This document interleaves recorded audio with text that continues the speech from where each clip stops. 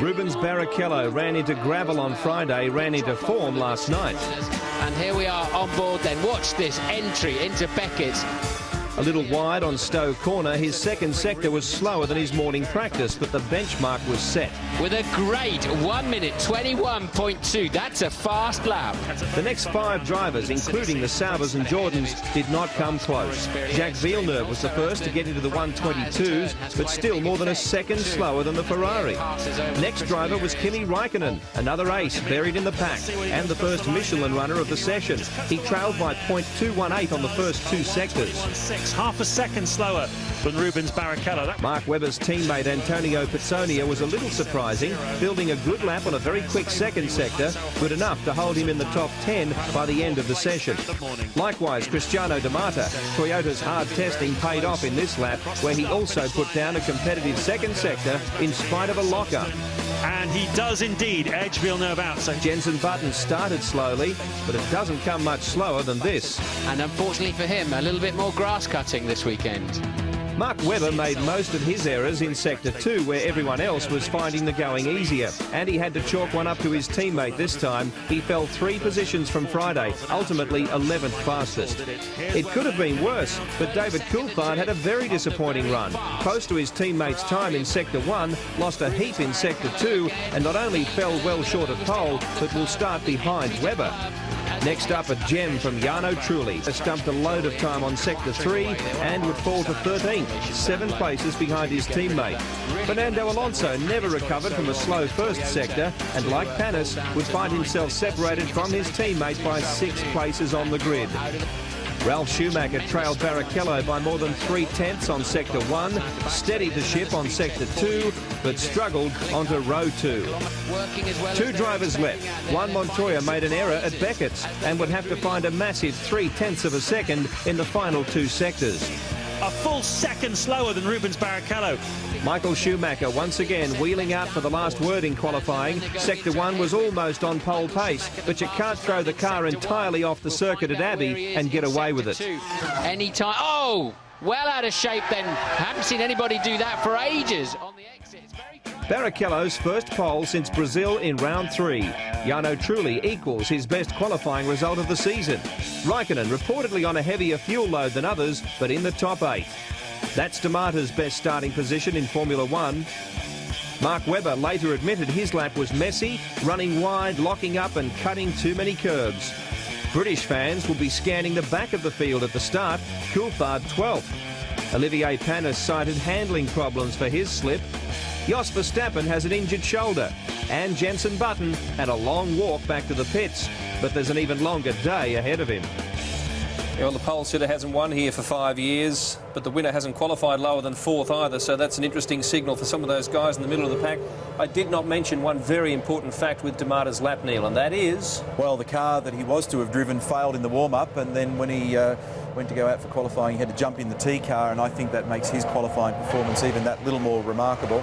Interesting also that we talked earlier about the number of people that have had significant technical improvements this weekend. Jaguar are introducing a new aero package this weekend, and everybody in Formula 1 talks lift-drag ratio in terms of more downforce for no drag penalty, and Jaguar this weekend were taking a significant step forward in their aero performance. And in a game, I mentioned this on RPM earlier on, where you measure incremental gain in very low percentage terms, they actually make a big step forward, but they're expecting many of their key competitors to do the same.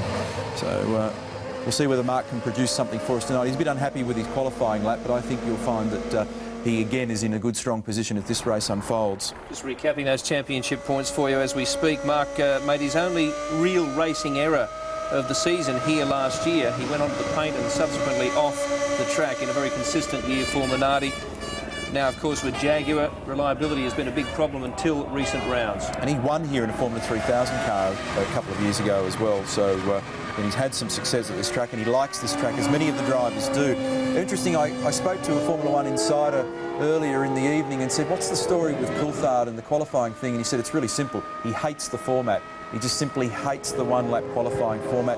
Doesn't bother Kimi so much, and as evidenced by his ongoing strong performances, but Coulthard really dislikes the thing. He likes to build up to the edge He likes to cycle some sets of tyres underneath him before he determines exactly where he needs to be. He doesn't enjoy the one-lap blast at all. Well, Kimi may look back at Magny-Cours as a very costly round for him, but on the other hand, he may look back at this round and particularly that qualifying session as a very, very important turning point, because to leap out of the middle of the pack from Friday into the top 3 and ahead of Michael could be decisive in this race, because most of the passing we've seen this year has been in the pit lane shuffle, and that is, of course, during the stops, however many there are in the various strategies. 4 different manufacturers in the top 5, 7 in the top 10. That's healthy for the championship. As we wait for a start at Silverstone and wait for who knows what in the weather. Arnold Schwarzenegger there has been hanging around the circuit. Part of a deal, of course, done. They're promoting his new movie, The Rise of the Machines, which is quite appropriate, I guess, in Formula One. He's a guest of Jaguar this weekend, and he's getting an up-close and personal look at the inner workings of Formula One. On the starter's stand, and to the extreme left there is Charlie Whiting, who's the race starter and the FIA technical delegate. Beams us a little smile at the appropriate moment. We're just about set to cross to the ITV commentary team as we look at technical director Ross Brawn from Ferrari. And I'll be watching their man Rubens Barrichello and Michael Schumacher, who made an uncustomary mistake, starting from position 5. What have Bridgestone got for the evening? I've heard a couple of explanations as to what may unfold tonight. They reckon it will be determined based on temperature, cloud cover, and whichever way the weather goes will play to one tyre or the other. You can see that stiff breeze typical of Silverstone is blowing. Massive crowd too, Neil. Sensational crowd. OK, let's get across to the UK with James Allen and Martin Brundle for the British Grand Prix.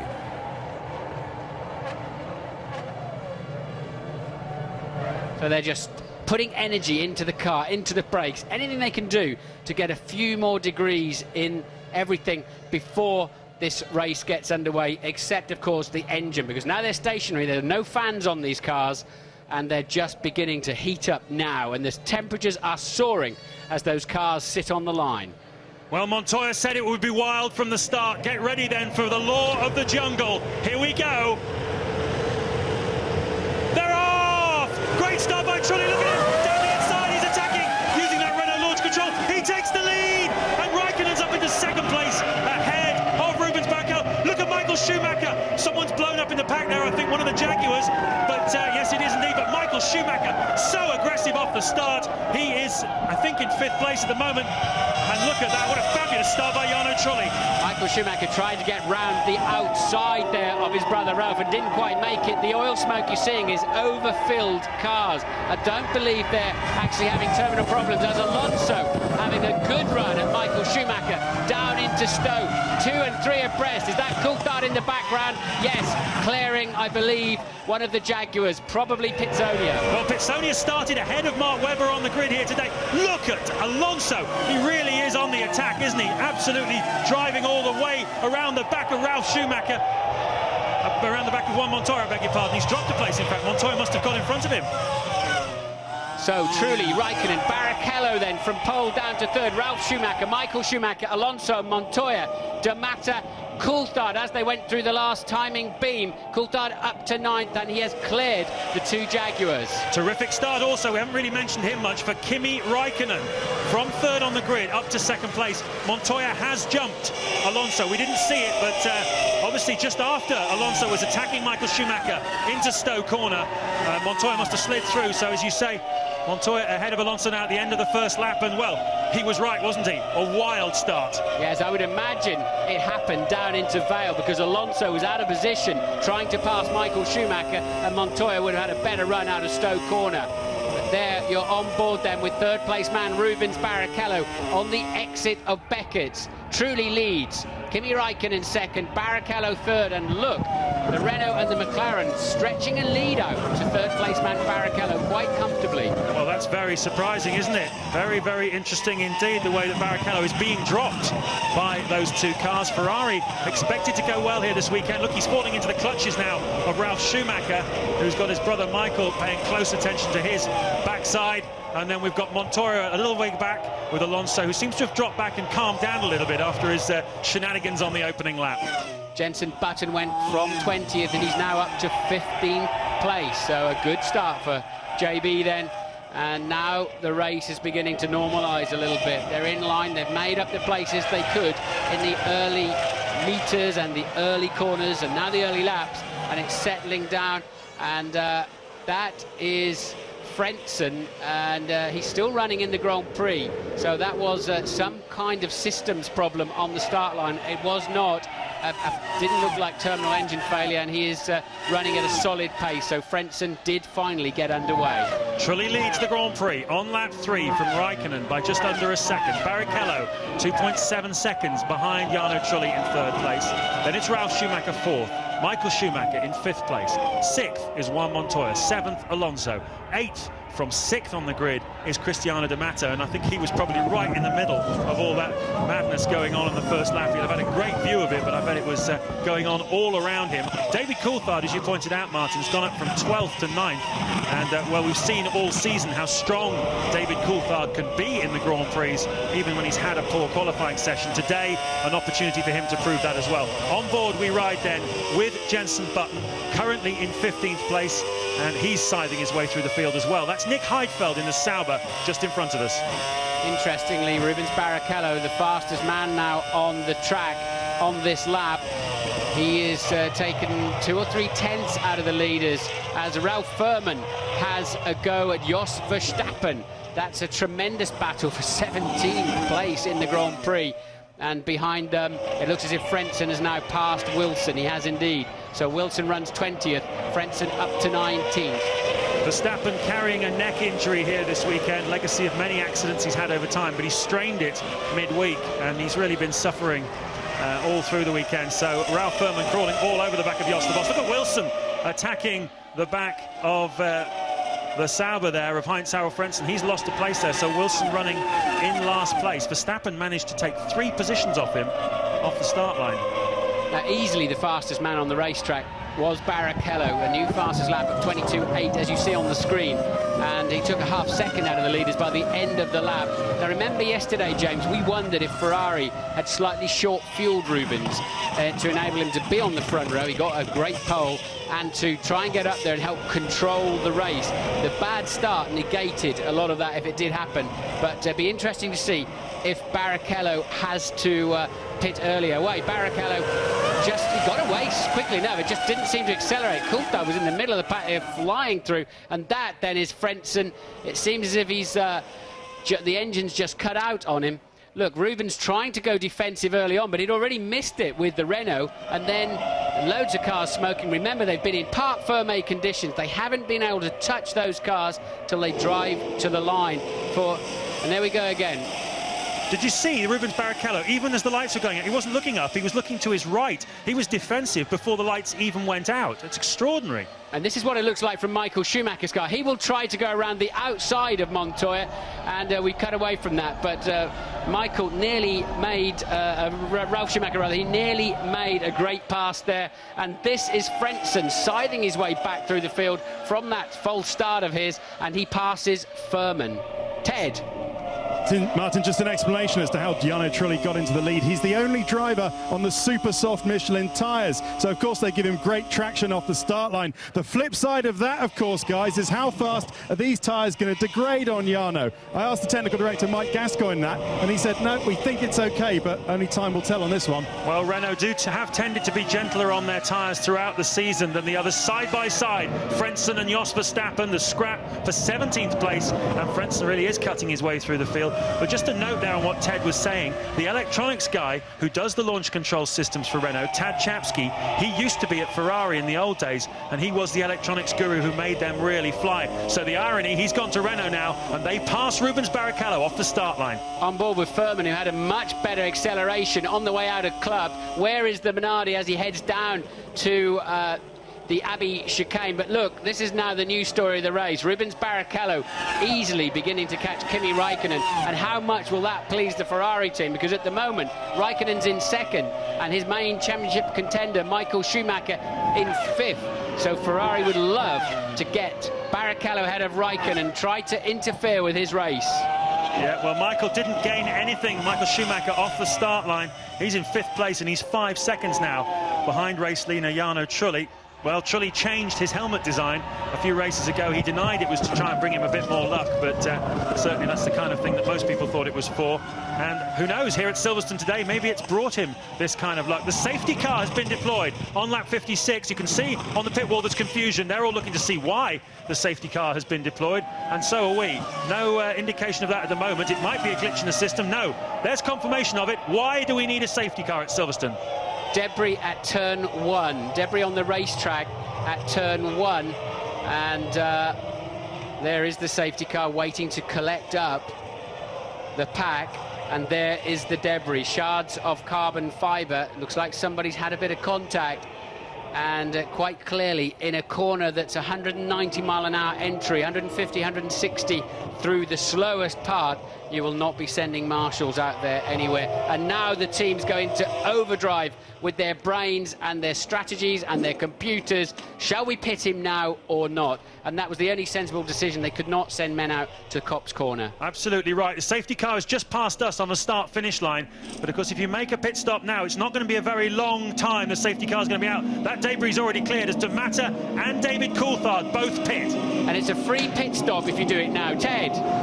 Yes, Martin, this is a very curious pit stop for David Coulthard, because we were pretty sure that he was on a two-stop. Oh, it's actually David Coulthard. He's lost his headrest. I don't know if you can see this on the pictures. They're having to fit a new headrest to David Coulthard's car. I've never seen that happen. I can't imagine how that came off. Maybe it wasn't secured in the first place. Maybe he was hit or something's gone on. Anyway, they put the new headrest down. Now they're trying to tape it down. It's quite a big job because it has to be in place. Bit of gaffer tape there. Has to be in place for safety reasons, of course. So important, these headrests of the drivers. A bad crash. He's away now. Oh, what a bad delay for David Coulthard. Yes, luckily the safety car will still be out and he can catch up the back of the pack. But that is extraordinary. That head restraint coming out of the car. There is negative pressure above the cockpit of a Formula One car. It's very much part of the airflow over the car, James, the air in that region and how it feeds into the engine intake just above the driver's head. And now I think you're going to see it as it, there it goes. And that is highly unusual. And the only sensible decision was to go and pick that up, because that could break a front wing, and then you're heading into Beckett's just after that at another 190 mile an hour entry. Yep, 150 mile an hour, 160 mile in some cars corner that Copse corner. So absolutely essential to get that debris out of the way. Even hitting it at low speed would cause enormous damage to these cars. So that's a bit of a bad break really for Jarno Trulli. He was a few seconds clear, a couple of seconds clear of Kimi Räikkönen there before that safety car was deployed. But, well, he's got it all to do again, but at least he's got track position from behind the safety car. But we've seen Räikkönen be very quick and very canny in restarts already this season, haven't we? Australia early in the year, I think, back to. So, well, a restart's always another chance for a bit more excitement. Yes, Montoya always seems to be the one most awake for the restarts with his American racing experience. But the good news, and he's just behind Michael Schumacher, of course, the World Championship leader. Both Williams drivers really having a good charge at the championship in previous few races. So the safety car is in at the end of this lap. The pack are in the complex towards the end of the lap. So now Jarno Trulli effectively becomes the pace car. It's up to him now to control the pack, which is quite a useful weapon to have on a restart. You saw Coulthard there and Ralph Furman right at the back of this snake when we go for the restart. Safety car comes in, dives into the pit lane. They can't overtake until they cross the start-finish line. That's really important. They all know the rules, though. And away we go. Someone's going into the pit lane. It's one of the Jaguars, I think. That's a badly timed pit stop. Now they can overtake. Let's see who's having a go. Michael Schumacher there. Side by side, you can see someone's off. One of the McLarens is off. No, one of the Williamses is off. I beg your pardon. Montoya and Michael Schumacher having a real go through Copse. They're side by side at the top of your picture, coming down through the Beckett sequence. He'll have to slide in behind Michael Schumacher. Indeed he does. And look, he's got Alonso over the back of him now, has Juan Montoya, but he had a go at Michael Schumacher into Copse. He did. Michael had to go defensive and take a tighter line on the way in, and Montoya just went flying into the corner and ended up running a bit wide. Luckily, the grass on the outside is very dry, and he got away with it. So Trulli maintains his lead then. Räikkönen in close company, and it seems as if on these colder tyre, maybe lower pressure conditions, seems as if Barrichello can't quite keep up, and then he'll come back at them again, I'd imagine. Well, we've got two Michelin runners at the front, then we've got a Bridgestone runner, in the shape of Rubens Barrichello, Michelin, Ralf Schumacher, Bridgestone, Michael Schumacher. Doesn't seem to be much to choose between them here today at Silverstone, unlike the last 2 Grand Prix where Michelin had a clear advantage. This is Jenson Button. He is now up to 11th place because of those 4 men that made pit stops early on. And you can see that he's scything his way through the field. And from where he is there's a chance of points today for Jenson Button. Remind you that under the new rules, we offer points now down to 8th place, a single point for 8th place, and that's certainly benefited Mark Webber this season. He's picked up 5 points finishes, and 4 of those would have not happened last year under the old system. So chance for Jenson today, but Pitsonia also, it was Pitsonia who made the pit stop, Martin, on the restart. When the safety car came in, we thought we saw a Jaguar coming in. It was the Jag of Antonio Pitsonia, down to last place now. Yes, really can't see the strategy there. You've always got to pit under effectively the yellows if you can. And the advantage of those, Damata came in early, which suggests to me he was on quite low fuel. If you're 3 stopping this afternoon, it was worth grabbing that at the end of lap 7. And Coulthard had to pit for a new head restraint, otherwise I'm sure he would have been black flagged anyway without that critical piece of safety equipment in place. But at least for David Coulthard, he's now fueled up and he's out of sequence. Maybe that'll help him a little bit later in the Grand Prix, but not what David Coulthard needed this afternoon. No, and that pit stop, not what Pitsonia needed either. He'd out-qualified his teammate Mark Webber for only the 2nd time this season, and he's now lost 30 seconds to his team leader. He was just in front of him on the road. Webber now 9th, Pitsonia 20th, a full half minute behind Mark Webber. So I don't quite know why Jaguar brought him in then, or whether it was his own decision, but it's a very, very expensive one indeed. A great illustration of how safety cars and pitting under them can do well for you or do badly for you. Coulthard is 18th and Furman 19th, and but they have made their stops. So another new fastest lap then for Rubens Barrichello. He's now getting it back up to speed again, and he'll be putting a Räikkönen under pressure. This is Coulthard scything his way through after that lengthy pit stop to replace the headrest, and at the moment he's 17th. Michael Schumacher now pumping in the fastest first sector of anybody so far this afternoon. So the pace of the Ferraris that we expected is just beginning to show itself, James, but they're just they've not got track position. Absolutely critical. We talked about them wanting to control this race. That's why they sent Rubens Barrichello out there to chase after pole position. Ross Brawn, the team's technical director, said he didn't expect Michael Schumacher to match his time. He expected Michael to be a little bit behind him because he was carrying more fuel. But they have not got control of this race at the moment. Jarno Trulli has from a race point of view, but the championship man at the moment is Kimi Räikkönen. There he is. He's 2nd on the road at the moment, with the man he needs to take points off today, Michael Schumacher, down in 5th. And we ride with him now. 5 times world champion, Michael Schumacher. Let's see how this Ferrari's going today. Woodcote corner then, just an acceleration zone these days. The cars work so nicely, and you're heading towards Copse Corner, just passing through 185, creeping into 190, and absolute blind faith that it's going to turn in. You've got the feel of the grip, the load through the steering wheel, the G-force building up through your body, and other information coming back through the pedals, particularly under braking. Exit then of Beckett's corner. Michael just riding that curve that broke Jenson Button's suspension yesterday. Coast over to the left-hand side for Stowe Corner. Come in on the middle of the track and touch the curb on the exit. Michael never quite got there, and it compromised you on the exit itself, and that's why he lost a bit of ground to the Williams of his brother.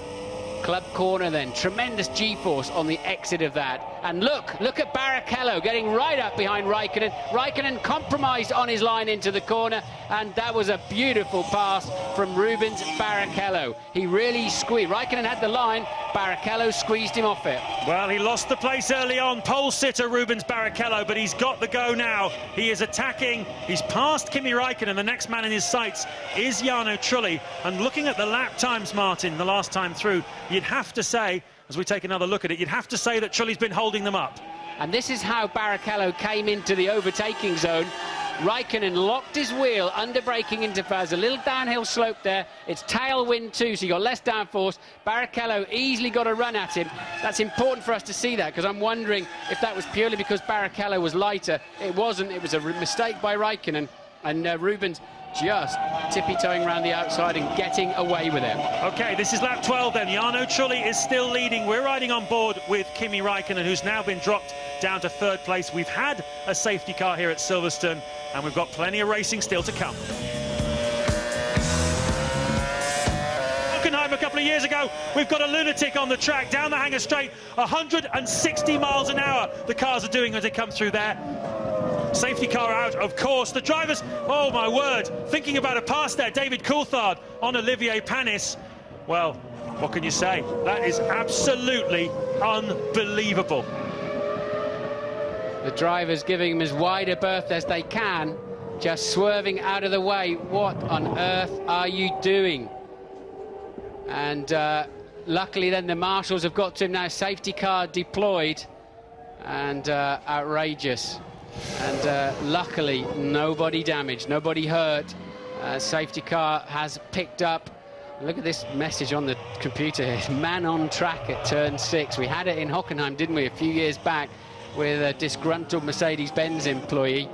We've got to work out what this man's unhappy about, but thank goodness he's in one piece, because if you hit him at 150, 170 miles an hour, Kimi Räikkönen using the chance to pit. What?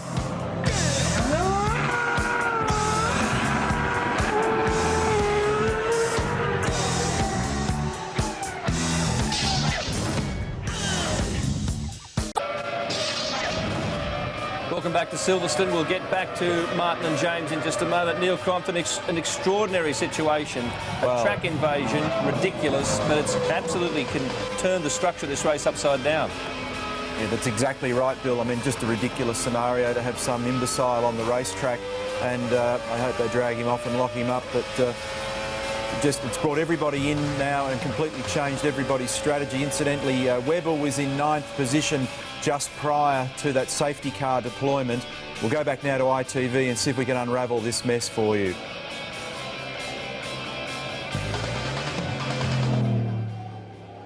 Welcome back to Silverstone, where we've got a man running down the circuit. This happened a few minutes ago, just as we went to the break. He's broken out onto the track and he's running down the Hangar Straight. The cars are exiting Beckett's there at about 165 miles an hour, and that is an act of utter lunacy. How did he get out there? That's the first question. He very nearly got collected by David Coulthard, who was looking at making a move on Olivier Panis, and you can see the marshals getting him off the track. We've had a safety car situation, and all of the front runners have made a pit stop as a result of it. There you see the chaos in the pits, everybody having to react, because the pit stops themselves were scheduled pit stops, were only 5 or 6 laps away. So it's turned the Grand Prix on its head, and at the moment Cristiano De Matta is shown as being the race leader. And I tell you, that'll have serious implications for the British Grand Prix, that a man can get on the racetrack and be running down the middle of the Hangar Straight, for goodness sake, with the whole pack coming towards him. Of course, we've no idea what he was protesting about, what he's trying to achieve. Very nearly killing himself, and any driver that hit him would be in serious danger of his life too. And thank goodness we got away with that one in terms of personal injury, but that is the last thing this event needed. Absolutely the last thing we needed. Well, we've got to regroup from this though. We have got still a motor race here, 60 laps at Silverstone. This is lap 14. The safety car is still out on track. Let me just tell you then the order of the cars behind the safety car from the restart, and they've all made one pit stop. What we don't know, obviously because it was so chaotic down there, is how long each of these cars refuel for, and therefore what their relative strategies are. It's impossible, I'm afraid, for us to know that. But what I can tell you is that Cristiano De Matta is your race leader. First time he's been at the lead of a Grand Prix. Olivier Panis, his Toyota teammate, is going to be second off the restart. David Coulthard, who had his neck support come off the track and made an early pit stop under the first of the 2 safety cars here this afternoon. He's up to 3rd now. Jarno Trulli, the big loser, obviously, he was the race leader. He's down to 4th. And from there, we've got Räikkönen behind him as he was before, Ralf Schumacher behind him as he was before in 6th place, Furman up to 7th because he made the early stop. Barrichello's lost out a little bit. He's down in 8th place. Webber is still 9th. Where is Michael Schumacher? Answer, 15th place. He's really going to have his work cut out today to score some points. As luck would have it, those that pitted early on, Coulthard had to pit because his headrest flew out on the exit of Copse. It's played into their hands. I don't know if I saw the protester wearing a skirt or a kilt, and he would never realise it, but it's played beautifully into the hands of Scott David Coulthard, who's presumably they must have refueled him when they put his headrest back in. He was in the pits plenty of time, and now he should be nicely fueled up. The Toyota's also pitted, and it's played for them tremendously, because I think they were a bit short fueled too. Safety car will come in at the end of this lap, and all the computer power that lot have got, it does not allow for a man on the racetrack. No, we did not need this at Silverstone here today. Having said that, we have got a very extraordinary situation here, the restart, and we've got a very, very topsy-turvy grid at the restart. And, well, everyone just regrouping now, gathering themselves up, and then we're going to get going racing again here on lap 15 of the British Grand Prix. Looking back then from your race leader, Cristiano Domata, and behind him is his teammate, Olivier Panis. David Coulthard just behind them. Jarno Trulli looking all right, James. Yeah. He was the race leader. He's now fueled up, got a quick car underneath him. Jarno Trulli looking very handy this afternoon. I tell you what, if you were running the Toyota race strategy now and you found yourself gifted with a 1-2 on lap 15 of 60, there's a good brain. Pat Simmons there of the Renault team. He knows his way around. He used to engineer Michael Schumacher. He's used to thinking these things through. But Toyota must feel now there's a great chance of scoring some big points here today. So in only their second season in Formula One, they find themselves on a 1-2 situation, and they will not want to lose face here and end up with an ignominious result with such a promising position at this stage of the race. Start snaking around now. They've obviously all been told the safety car will come in at the end of this lap. The safety car's lights have gone out. Domata, who is well used to this as the American kart champion, this kind of scenario, he must feel absolutely at home now, leading, ready for a restart after the yellows. Well, he said he'd be wild today, didn't he? But he didn't think we were going to see a man on the track, though.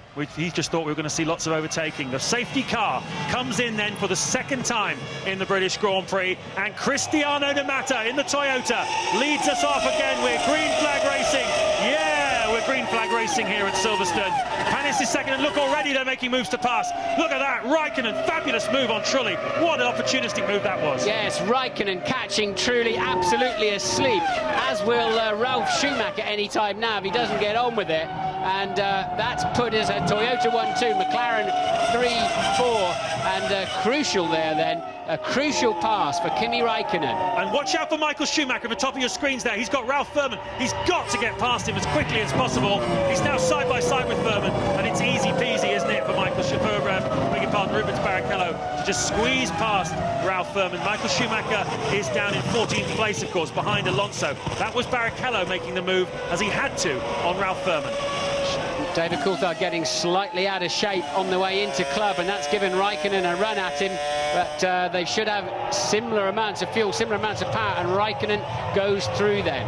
So whether he's eased through or what, we don't know, but he got a better run out of club, and off he goes. Yeah, that seemed to be relatively straightforward, didn't it, for Kimi Räikkönen? No trouble at all. And we've got real rambunctious action here in the main pack. Domata leading, Panis second, Coulthard third. Trulli is down to, Räikkönen's fourth, Trulli is fifth. Ralf Schumacher there in the mix as well, now trying to get all over the back of Jarno Trulli. Kimi Räikkönen is absolutely on it. The car totally underneath him. Now look, he's got the Toyota halfway down the pit straight. Räikkönen absolutely flying. He has pitted. Surely he's got a decent level of fuel in it. He's flying. He's got the desire because he's got the opportunity. He's up into second place, and he knows that Michael Schumacher is mired in a pack down in 14th place. He's got a whole bunch of cars to do. He's got a bunch of work to do this afternoon if he's going to score any points. And Kimi Räikkönen sees a wide open goal here at Silverstone. Look at this though, Barrichello attacking Ralf Schumacher. And that'll be an important pass, but I don't think Ralph's going to have the Ferrari round the outside of him at Stowe, that's for sure. And he's really having to go defensive though. Now he can get, no, he's had to go in on a tight line, compromised, that'll compromise his exit speed. Rubens should be able to punish him for that, but the BMW is the most powerful engine on the racetrack, and will it give him enough grunt up the hill? And Rubens having to go wide, go to the outside, but he won't pass him like he did Räikkönen. And once again, Ralf out of position, and Barrichello makes it stick. Wow, what a move by Rubens Barrichello! Fantastic fantastic motor racing here at Silverstone, and those two have got plenty of form, haven't they? They've taken each other off at all sorts of places over the last few years, said all sorts of rude things about each other, but they've given us some spectacular action here. Now Montoya's ready to have a go at Ralf Schumacher. So D'Amato leads, Räikkönen second, Panis third, Coulthard, Trulli, Barrichello, Ralf Schumacher, Montoya, Furman up to 9th, Webber, Villeneuve, Pizzoni, Alonso, Michael Schumacher still in 14th, tucked up behind the Renault. Unable to do anything about the rest of them who are running away from him at the front of this Grand Prix. Kimi Räikkönen has a great opportunity. Cristiano Ronaldo, let's not forget, there he is still leading this Grand Prix, but Räikkönen is in the box seats now, and no mistake. He's got Coulthard behind him as a rear gunner in 4th place, and here it is again. This is a great piece of driving. Ralf Schumacher had to go on a tighter line, locked his front left, ran wide, thought he could cover it. Rubens went to have a look around the outside, and then Ralf just wrong position really, wrong-footed, and quite easy then for Barrichello to take that place. We just saw Jacques Villeneuve having a mega go at Mark Webber for 10th place as well. They'll be coming into your screens any second now. There they go. So everybody is getting side by side here this afternoon. It really is fast and furious stuff, and you can see there right now that Räikkönen is homing in on the back of race leader Cristiano D'Amato. Ted, what can you tell us? Well, James, Michael Schumacher's problem, of course, is that he got out rather behind Antonio Pizzoni, who stopped under the first safety car for David Coulthard. And that's his problem. He can't get past Pizzoni. It's going to take all of Ross Brawn's nous to get him out of this kind of trouble. But also remember, Cristiano D'Amato is on a 3-stop strategy. He stopped under the first safety car as well, so he should be coming in again very soon. Well, depends how much they put in it. When he came in first time around, something we don't know. So many cars pitting at once. You can't time all 14 of them as to exactly how much fuel they put in the car. But Räikkönen beginning to ease in, just 0.6 of a second behind now. There's Panis and Coulthard then 3rd and 4th, and Barrichello getting ready to have a look at Trulli. Barrichello's pretty racy, isn't he? He certainly is. Räikkönen and Barrichello, the two big heroes of this Grand Prix so far, and no mistake, they've both made some bold, audacious passing manoeuvres, and you can see now that Trulli is struggling with this car. He's lapping considerably slower than the fast guys, and he's a bit of a sitting duck here for Rubens Barrichello. Ralf Schumacher's dropped off the back of this pack. Montoya is ahead of him now, so Ralf Schumacher's some 2.6 seconds behind his teammate, just coming into view there. Absolutely, his car not working for whatever reason at the moment. It's going fast enough not to have a major problem, I think, but certainly not fast enough to be a contender any longer. We have the Williams team out in the pit lane. Is it for Ralf Schumacher? Does he have a developing problem in the car? Over the line goes D'Amato. Räikkönen now 0.4 of a second adrift. Panis 3rd still. Coulthard just behind him. Which Williams? Ralf is coming into the pit, so some form of problem developing then for Ralf Schumacher. Yeah, well, he came in a few laps ago after the man walked out on the track. He made his pit stop. This is definitely unscheduled for Ralf Schumacher. This is lap 20, and this is going to drop him a long way down through the field. It'll probably drop him down to last place, actually. I think he was probably saying, I've got no balance, I've got no grip. They're just changing the tyres, so it's a handling problem, I would guesstimate, James, rather than a technical or mechanical problem at this stage. Yeah, and there's no question that he's going to have to stop again, because we're only on lap 20 out of 60. The car hasn't got a big enough fuel tank to make it to the finish, so Ralf Schumacher's afternoon seriously compromised.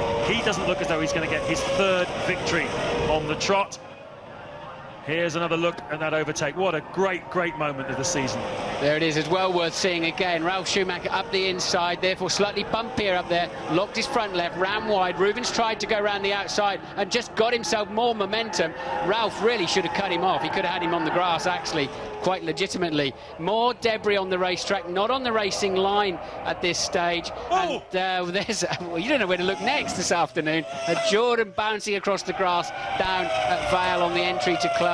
But meanwhile, D'Amato calmly leading the Grand Prix, still with Räikkönen behind him. Formula One, right? That's the motor racing where no one overtakes, yeah? Seems to be that way, but I wish they'd stop the bits and pieces falling off them. It looks like somebody's just touched front wing end fences or something like that, and it's on the outside of the corner. It'd be difficult to retrieve, but I don't think it needs retrieving. It's away from the racing line down there on the outside of what I thought was Stowe.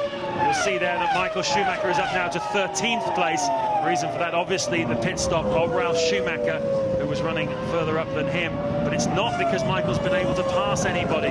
He's stuck, and he cannot do anything about it. Certainly not driving the kind of way that we're seeing from Rubens Barrichello or Kimi Räikkönen, who are very racy here this afternoon. Räikkönen still second, Barrichello up to 6th now. Not found a way past Jarno Trulli yet, who seems to have got the car under him a little bit more now.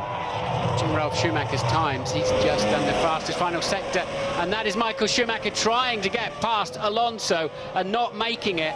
He's got a tighter line round club, but you actually go slow, you scrub more speed if you go too tight round club, and your competitor's got a better run round the outside. But clearly a much faster car, and there's something going on the track, James. The lap times are very slow. I wonder if the Michelins are going through that sort of period of time where they got some graining and some rubber pieces on top of the surface of the tyre, because we're in the 24s and we were in the 22s. Sure enough, they have taken fuel on, of course, but that's probably not enough of an explanation. And you could see there were 3 abreast there a moment ago. Absolutely extraordinary. I hope we get to see a bit more of this battle between Alonso and Michael Schumacher, because you think back to Barcelona. Here we are. Oh no, it's Barrichello, I beg your pardon. You think back to Barcelona, and Alonso certainly kept Michael Schumacher honest that day. He chased him home all the way. This is a similar kind of circuit, but this time it's Alonso who's in front of Michael. Look at the speed advantage Barrichello has on Jarno Trulli. Trulli goes in early to cover the line, and there's just, because it nips a bit on the exit of Stowe, you can't do anything with it round the outside there. But once again, Trulli compromised up the inside. The only problem with this kind of battle is the group in front of you start pulling away as you're fighting each other. They start, you can see them in the far distance, start coasting away. Rubens got a chance up the inside here and decides not to take it. I think he could have got that one, you know. Well, it would have taken some serious bravery. He's aware that there's still another 39 laps to go in this Grand Prix, and I'm sure he'll have other chances, but he really is on fire today, isn't he, Rubens Barrichello? Started from pole position, didn't work out for him off the start line. He got jumped by Jarno Trulli and then by Kimi Räikkönen, and he now finds himself in 6th place after 2 safety cars here at Silverstone. Vermatter leading just under a second by Kimi Räikkönen. Hannes is 3rd, 4th is Coulthard, 5th is Trulli, 6th is Barrichello, 7th Montoya. I haven't seen him for a while. There he is on screen going through Copse Corner. Furman 8th, Webber 9th, Pitsonia in 10th place.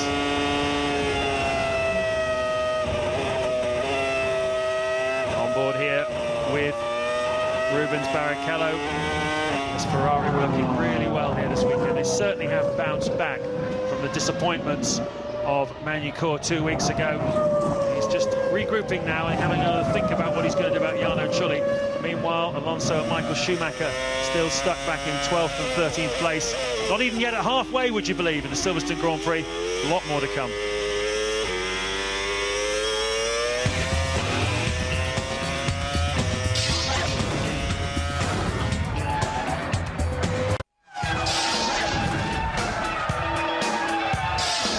What an amazing battle here at Silverstone, Neil Crompton. As unfortunate as that track invasion was, it has produced an incredible battle. We've seen more overtaking here than we've seen all year. Well, it's tipped the event upside down, Billy, so blokes are scattered everywhere. People who shouldn't be in various positions are, and they're now finding they have to battle for track position in dirty air and in some cases off race line. How good was that battle with Rubens Barrichello before? And oh, there's an engine cover. Is that a bit of the engine cover missing off that thing? Closer look, but anyway, there's all sorts of weirdness unfolding in this event. Let's have a look at Mark Webber. He's down in 9th at the moment. He's lapping, believe it or not, in the 26th, so he's miles off his best potential, and he's tangled up with Ralf Furman. I thought by now that Cristiano may have come under some sort of assault from Kimi, who was really starting to close the gap, but they've actually balanced out in terms of lap speed now, Billy. Cristiano's doing a 1:24.6 on his last lap by comparison to a 24.7 for Kimi. There's Webber and Pitsonia together in that battle behind Furman. Big winner of that reshuffle was David Coulthard. You might recall that setback early in the race, but he managed to, in the shuffle, get back into 4th. But Michael, of course, was the big loser, and with Kimi's position is it's going to be very interesting for the championship. Oh. Whoa, the teammates almost coming together there. Mark and Antonio, and remember, we don't know how long Antonio will remain with that team. They're running 9th and 10th at the moment. This is on board with Mark Webber. Right on the edge of grabbing some points in this British Grand Prix. What an extraordinary event. ITV are coming out of their break, and we'll go back and join James and Martin for the continuance of the race. Welcome back to the overtaking fest that is the 2003 British Grand Prix at Silverstone. I don't know how many times we've seen cars passing other cars here today, but we must be getting up towards 3 figures, I would imagine. It's been a chaotic Grand Prix from start to finish. We've had 2 safety cars. The first one for debris when David Coulthard's neck protector fell off at Copse Corner. The second when a lunatic walked out onto the track at the Hangar Straight. Everybody has pitted once. Ralf Schumacher has pitted twice. And we've got Michael Schumacher off track, we're being told by race control. He has continued. He's down at turn 14. Let's look at that. Alonso making it past Villeneuve at last then. And there is Michael Schumacher. That's back with Jenson Button, isn't it? So Michael Schumacher's missed a critical opportunity there. He's back in 14. He was chasing Alonso. Alonso's past Villeneuve. Michael went off the road at turn 14 and lost the opportunity to follow Alonso through past the BAR of Villeneuve, and that's going to compromise his afternoon too. So it's not working out for Michael Schumacher. Lap 26 here at Silverstone of 60, not even yet at halfway stage. You can see another great battle developing here. Furman, Pitsonia, and we've got Alonso in on the mix as well. He's past Mark Webber. And, well, it's all going off here in the midfield, isn't it? Furman's been doing a pretty solid job to hold these guys up, though. Yes, Furman benefited from the safety cars. He's held 8th place, and he's been there for some time. And now Pizzoni has got a good run at him and takes the line into Copse Corner. So Furman then falling back 1 place, and Alonso grabs the chance too. Actually, I misidentified him. Pizzoni is further back. He's dropping down. That's Mark Webber. Their helmets are very similar, but it's Mark Webber that's got in front of Alonso. There is Pizzoni in the pit. Yeah, Pizzoni was right behind Furman and pitted at the end of that lap. Everybody out of sequence now. But, nonetheless, D'Amata still holding a 7/10 lead, James, over Kimi Räikkönen. And Panis and Coulthard now fighting each other, but they're losing ground. They're 8 seconds behind in 3rd and 4th. Just explain to me why we've got so much overtaking today, then. It's not about different fuel loads, because they've all pitted once, with the exception of now Pitsonia and Ralf Schumacher. But it's not raining, there's no low grip. Everybody says you can't pass in Formula 1. Look at this. Here's a pass, is it? Michael Schumacher having a go at Jenson Button, who is uncompromising and very nearly takes off the front wing of Michael Schumacher's Ferrari. It's Villeneuve, I beg your pardon. And Schumacher has passed Button already. This is Villeneuve he's attacking now. It is. He's still losing time, though, James. Critically, he's up to 12th with the various pit stops, but he's losing a lot of time. Look there, Ralf Furman in front of them, just building a bit of a gap again now back to the BAR. So I think it's because we had cars out of position on the start line, 2 safety cars, different strategies out there. The track is quite tricky today with the wind conditions, and you know, you've got a nice wide track with some high-speed approaches, and it does generate a bit of overtaking. Ted? Well, Martin, just to update you on Ralf Schumacher's problems, one of the barge boards, one of the aerodynamic devices on the left-hand side of his car fell off, and it fell right into the left-hand radiator. The temperatures, of course, went through the roof, so they had to stop him and get that thing out. Thank you, Ted. As we were talking, Montoya passed Trulli on the way into Stowe Corner, got a better run down the straights, got better straight line speed. That is the Achilles heel of that Renault, isn't it? Straight line speed. Montoya making a clean pass up to the inside of Stowe Corner. Strong headwind down that straight, so a slipstream has an even bigger advantage today. We're riding on board with the 12th place Michael Schumacher. Jack Villeneuve is just in front of us, and in front of him is Ralf Furman. There's Furman, Villeneuve, Michael Schumacher. How many points is he going to score this afternoon? Right now, 0. Well, obviously, but 33 laps from now, because if there's one motto that's written large right across Michael Schumacher's career, it's never give up. Of all the Grand Prix drivers I've seen, he is the one who tries the hardest from lights to flag. It's never over till it's over in Michael Schumacher's eyes. The problem for Michael is his road's not clear, obviously. They're lapping in the 127s, and the leaders are lapping in the 124s. So every lap Michael has to follow the BAR. He's losing 2.5, 3 seconds per lap, and it's just destroying his afternoon's work. Barrichello in close company then with 4th place man Coulthard at they're now 10 seconds adrift of the two leaders, James. I tell you what, we haven't seen much of them, but there's a Toyota leading this Grand Prix. The car in front is a Toyota on this occasion. It's Cristiano de Mata, but Olivier Panis is up there as well in third place. Raikkonen's in the sandwich. There you go, the top three. Raikkonen, there's Panis, you can see in third place. Coulthard behind, and Barrichello in fifth place. And they're doing the lap times. They're leading the Grand Prix. They're doing the lap times. They're walking the walk and they're talking the talk. Fastest car on the track, though, I believe, are the two Ferraris. They just can't use it. They can't get away with it and let the cars go. They're constantly fighting, constantly having to defend or make an attack or get caught up in somebody else's battle. McLaren in the pit lane. Let's have a look and see who it is. It's David Coulthard pitting then for the second time this afternoon. First time around it was for a new headrest, and then they took the opportunity for tyres and fuel, and he makes the second stop then. Well out of synchronisation now. Yeah, it may well be a roll of the dice here by the McLaren team, because he's obviously got the Toyotas in front of him. They're going to try and do something a bit different here. I remember he had a pit stop disaster the last Grand Prix in France where he went away with a refuelling hose, but here not too bad. 27 seconds he's lost to the field. He's dropping down through the field. He was in fourth place before he made that stop. He's going to rejoin behind the Williams of Montoya, certainly. We'll check on where he's rejoined exactly, but it's at least seventh. Yes, I think it could be a little bit further down than that. We'll have to wait and see. The pack has really been shuffled, and the disadvantage today of feeding back in is they're, with two safety cars, they're much closer than they would normally be. They're much more line astern in terms of the overall Grand Prix. I mean, from first to 16 is, which is Ralf Schumacher in 16, is just over half a minute at the moment. So if you feed back into the pack, you're almost certainly going to be in a lot of traffic.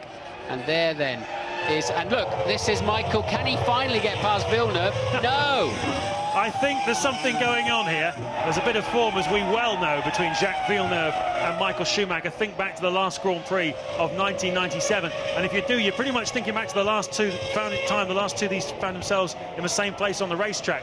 There was one occasion in Barcelona early in the BAR experience for Villeneuve, but since then he's just not been a contender. So he's not shared a racetrack with Michael Schumacher. And here today he is proving just as difficult to pass as he did at Jerez back in 1997, when an awful lot more was at stake.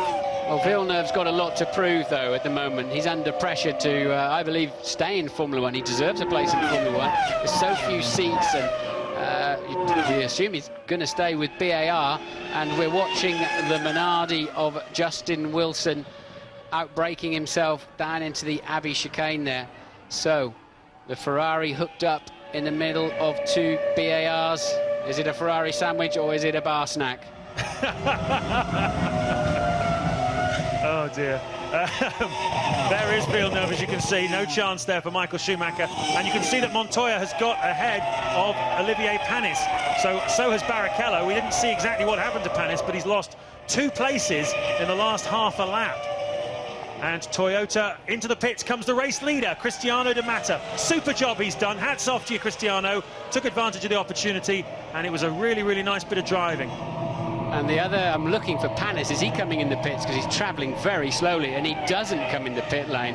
Panis has a problem, surely. He's, as you said, I mean, I think it was almost in 2 or 3 corners he lost 2 places there. So Raikkonen leads, de Mata pits, Barrichello up to second, Montoya then up to third.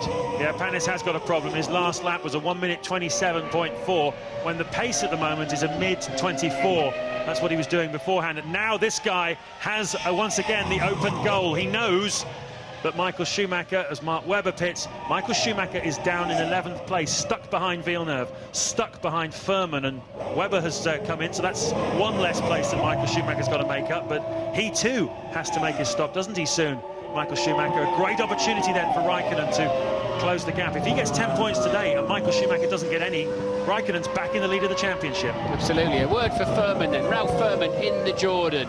He is currently 8th position and keeping himself ahead of Villeneuve and the reigning world champion Michael Schumacher. Good good afternoon work and ahead of his teammate Fisichella. So Furman holding his own from 17th on the grid. Can Michael make it work this time? He's got to get on the inside line into the Abbey chicane. Surely he's going to do it now.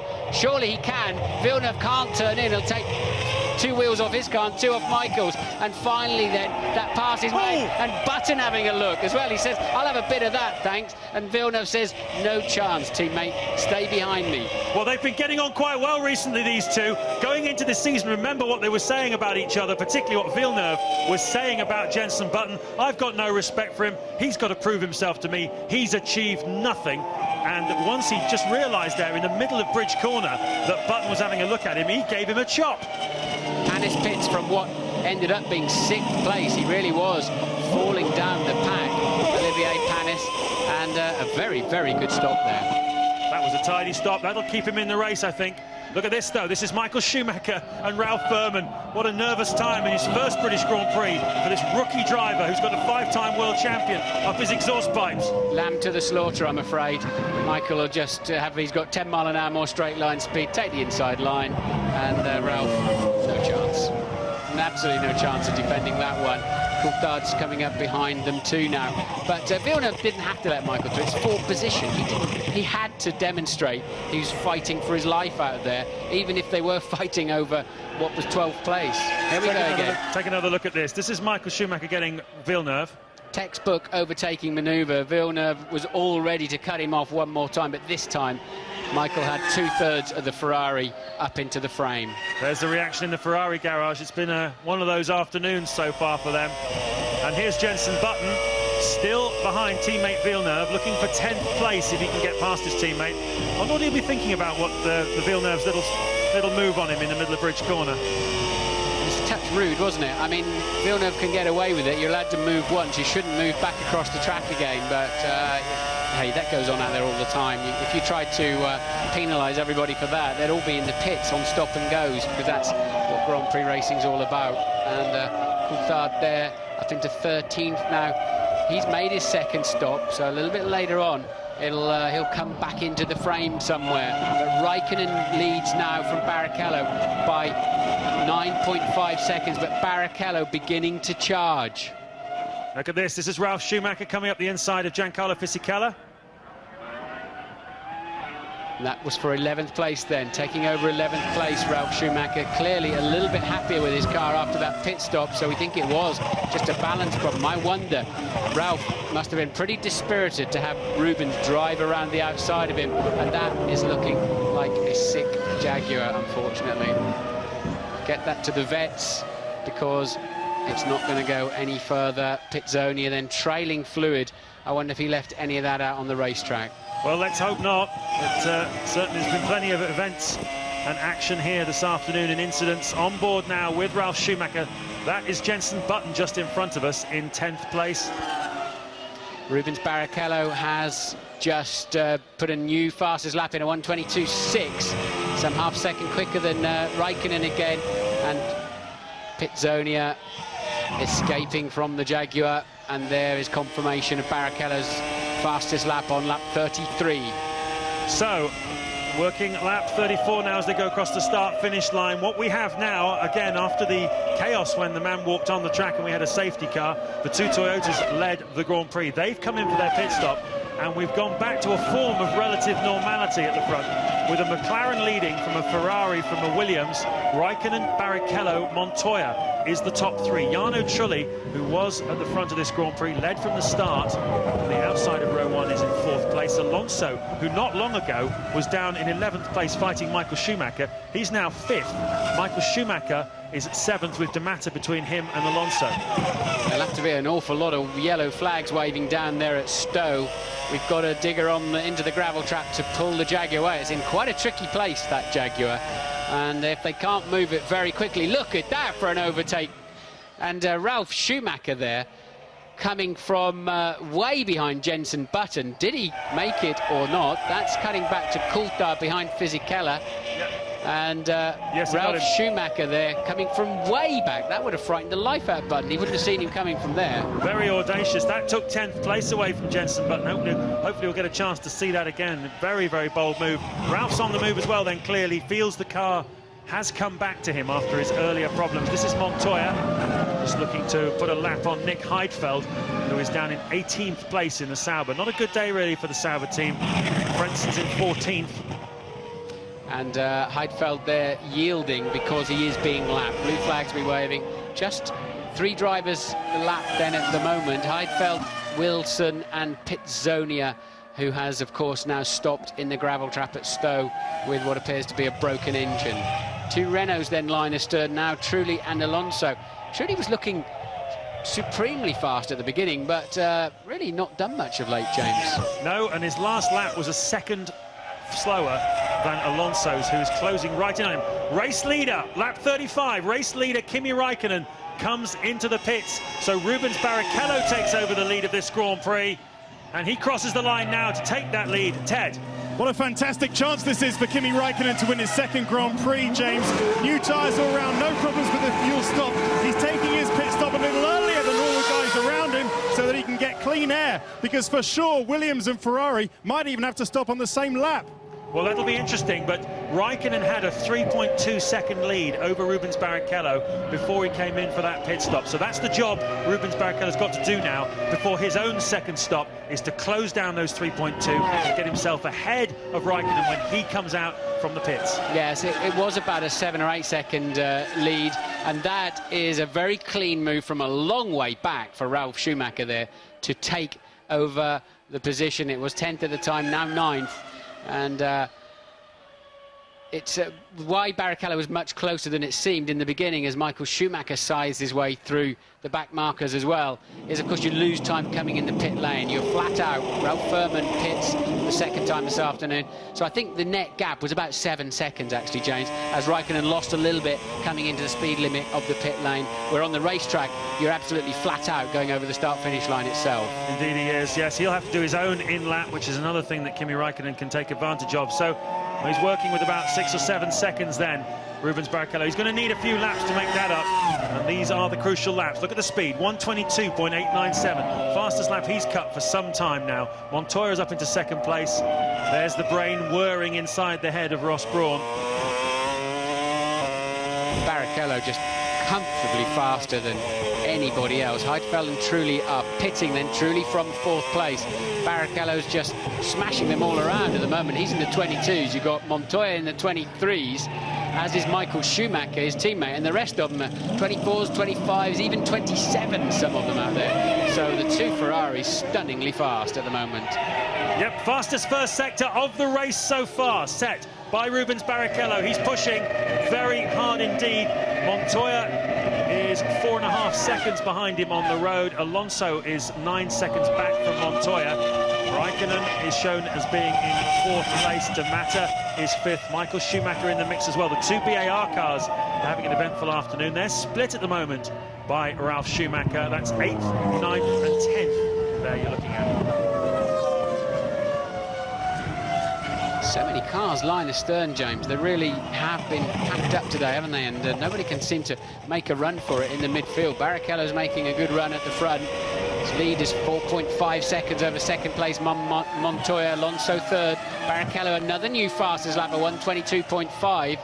What did he take? Another 7/10 out of Montoya. So Montoya falling away, and the top 3 have yet to make their 2nd stop of the afternoon. But Rubens Barrichello laying down a marker here, and with Michael Schumacher out of the chance, it seems, of winning this Grand Prix, Barrichello's got a great chance this afternoon. He has indeed. His last lap was 1.2 seconds faster than Kimi Räikkönen's last lap. These are the crucial laps for Rubens Barrichello to win this race. His margin over him now is 22.3 seconds, and you need about 25, 26, and a really, really nice, fast, crisp pit stop in order to make it count. So Barrichello's trying, no doubt about it at all. There he is, leading this race, just over 5 seconds now from Montoya. I wonder what the Williams is going to be able to do here this afternoon. Montoya must feel that a podium is on. Williams are ready for one of their 2 drivers. Ralf Schumacher made an unscheduled stop. Look at this, almost 3 abreast they go. Just passing the back marker there, the Minardi getting out of the way. And I wonder if Ralf Schumacher will have any more joy getting past Villeneuve than his elder brother did. It took him a long time, Michael, to get past Villeneuve. It's a dogged drive by Villeneuve. Doing a good job out there, you have to say. He's not going to give in easily. Ralf passed Montoya pits, second place man Montoya pits then in the Williams. He was 5.3 adrift of Barrichello at the end of the previous lap. And there he is, and Alonso from third, pitting two, as Barrichello pumps in a 1:22.2 and just stretches the advantage. Brand new tyres going on, helmet cam there from the front right wheelman of the Williams, and down the pit lane he goes. So Barrichello looking good. He is looking good. That last lap for Räikkönen, a 1:24.0, so almost 2 seconds slower than Rubens Barrichello on that last lap 38. The margin between them, 24.1 seconds on the racetrack. It's going to come down to the pit crews, really, as to which one of these two comes out in front for the final dash to the flag to win the British Grand Prix between Rubens Barrichello and Kimi Räikkönen. I thought I heard that not sounding good. I think Alonso stalled in the pits. We just cut away, and it sounded like he was chugging along. But I'm pretty sure Alonso stalled the engine and lost 10-15 seconds minimum there. There's Kimi Räikkönen, hasn't won a Grand Prix since Malaysia, the second round of the World Championship this year. And Rubens Barrichello pits at the end of lap 38 to beginning lap 39. Sorry, the end of lap 39, Rubens Barrichello pits. Ted, this is a crucial one. Well, absolutely, it's a crucial one, but I tell you what, he's got the Williams crew in front of him, so he's going to have to be so careful when he comes out he doesn't clonk any of that. That shouldn't delay him too much, though. Stops going well so far. Fuel going into the finish. 8.4, is it enough? Well, Räikkönen's just exiting Woodcote now. He's accelerating up through the gears. Third, fourth, fifth. He's up to about 140 miles an hour. He crosses the start-finish line now, and I think Räikkönen is going to take the lead of the British Grand Prix as Rubens Barrichello comes out. He couldn't do enough in the laps that counted, and Räikkönen leads at Silverstone. Yes, couldn't quite make the difference. He didn't have enough laps under him, did Rubens Barrichello, to make the difference, although he was sensationally fast. But I think he's fast enough to catch Räikkönen again and start putting him under pressure. Michael Schumacher there, you're seeing in the background, he is fourth.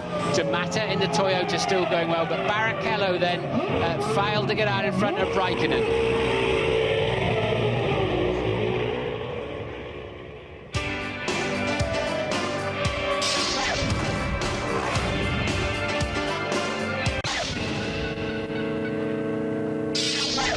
What a great battle for the British Grand Prix. It's been a brilliant race. And now Rubens Barrichello, even though he was out-muscled in, now here's a problem in the pits. Neil, with some debris running across the track in front of the Sauber there. That could have been a bit of a wheel worry. A wheel nut, I believe it was, from one of the Williams cars, and it could well have been Ralf, who was the most recent of the Williams stoppers, as Michael comes in to take service on lap 39. The order is Kimi Räikkönen, Rubens Barrichello, Cristiano D'Amato, who I thought did a great job withstanding pressure early and held on to his lead in that segment of the race. We don't know precisely how this is all going to shake out, obviously, at the moment, because of the confusion to do with who's on what strategy and their timing, according to when that Zub walked across the track. The interesting thing is that Coulthard and D'Amato and, of course, Panis took advantage of that situation because they had come in earlier. Looking down to position 11, Mark Webber on his last lap at 1:26. When the car was light towards the end of his stint, Bill, he actually got into the 1:23s. And there he is, at least we're seeing him tonight. Schumacher coming out, of course, sweeping in front of him. Interesting battle up the front with Barrichello. Nice and heavy, fresh tyres, trying to hunt down Kimi Räikkönen. Couldn't get him in terms of the pit stop shuffle, but he does have a lot of speed. McLaren have had great success here. I mentioned at the top of the show with Häkkinen winning in 2001, Coulthard twice winner in 2099, and Häkkinen also in 98. And they're looking strong again tonight. Barrichello already up on the back of Räikkönen. This will be a great battle. Welcome back to Silverstone. It's been all action from the start, and it's all action again now. This is the battle for the lead of the British Grand Prix between the two men who really impressed today. Kimi Räikkönen for McLaren is in front, and Rubens Barrichello in the Ferrari is right behind him. Rubens lost the lead to Räikkönen through the pit stop sequences, couldn't do enough in that time to be able to rejoin when he came out from his stop. Villeneuve pits there from 7th place, and look at how close they are. Yes, Räikkönen got a little bit out of shape on the way out of Stowe, 2 or 3 corners earlier, and it's just allowed Barrichello to be all open. We know how good Barrichello is. This is his favourite overtaking place. He's been past Räikkönen once already today, and Kimi says, not this time, my friend. But again, Räikkönen now in position, and Barrichello's going to take it, surely. No, he doesn't, and Räikkönen had to go wide. He went in too deep, went wide, and Barrichello beautifully really just giving Räikkönen no chance there. And the crowd at Silverstone is going bananas. They've seen some amazing action here this afternoon. Some of it the right stuff, some of it the wrong stuff, but very much brilliance, really, from Rubens Barrichello. Look at that. What a great reaction from the Silverstone crowd. Last year here, Rubens Barrichello went from last to 2nd place. He certainly had never been quite so compromised this year. He's been in the hunt. 6th, I think, is the lowest he got to during the course of all the shenanigans. But he has been quite outstanding here in his overtaking manoeuvre, and that's one we'll talk about for a long time. Yeah, Räikkönen, as Jensen button pits from what was 6th place.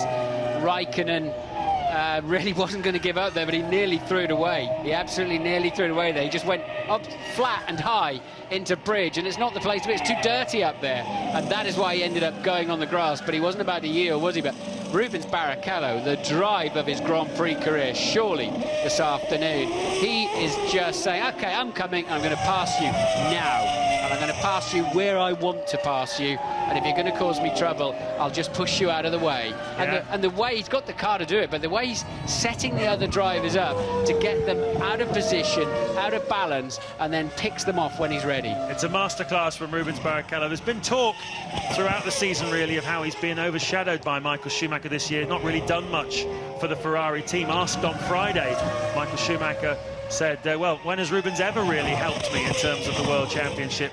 And today was Rubens' open goal with Michael in trouble. Look at this again and savour it. Now, this started back at Stowe Corner at the other end of the racetrack, where Räikkönen got a bit wide and just had to go defensive, although this is up into the Abbey chicane. Rubens couldn't go around the outside. Kimi went in too deep. Rubens switched back to the inside, got earlier on the throttle, and then Räikkönen tried to just brave it out round the outside and out, well, just ran out of road when he needed it most there, and in fact Rubens had given up on it at that point. Kimi didn't need to go quite so hard into it. Rubens had yielded, but of course Räikkönen didn't know that. You're not looking in your mirrors as you're trying to drive bridge at 150 miles an hour on a wide line. Exactly, just for the record, that is the speed at Bridge Corner, 150 miles an hour. Not for the faint-hearted then, that move. And as I say, a lot of talk recently about Barrichello's position within this Ferrari team. He's got a contract through to the end of 2004. But when they renewed the contracts of all the big players in the team, Michael Schumacher, Ross Brawn, etc., they didn't renew Barrichello's. There was a lot of talk, and I think today has gone a long way to put that right. Look at this pass, though, attempted by Olivier Panis and Jarno Trulli. It's a battle for 6th place. I think without the Minardi in the way of Verstappen there, I think Panis would have made that one stick, but truly not with much race pace at the moment, as we've often seen with him as the race unfolds. Jarno Trulli doesn't seem to be able to keep up his early pace. I mean, good Fisichella coasting there.